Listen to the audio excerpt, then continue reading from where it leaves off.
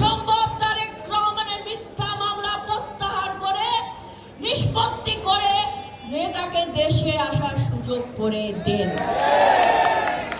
এবং আপনাদের যারা অন্তর্বর্তীকালীন সরকারে আছেন, যাদেরকে আমরা বলেছি আমরা সহযোগিতা করব,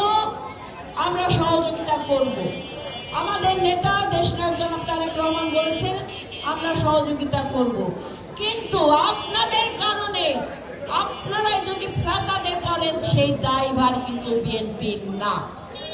তাই বলবো যত দ্রুত সম্ভব জনগণের অধিকার জনগণের হাতে পৌঁছে দেওয়ার জন্য, জনগণের রাষ্ট্র জনগণকে গঠন করার জন্য একটি অবাধ সুষ্ঠু নিরপেক্ষ নির্বাচনের ব্যবস্থা করুন এবং দেশনায়ক জনাব তারেক রহমানের সকল মিথ্যা মামলা প্রত্যাহার করে তাকে অবিলম্বে দেশে আসার ব্যবস্থা গ্রহণ করবেন।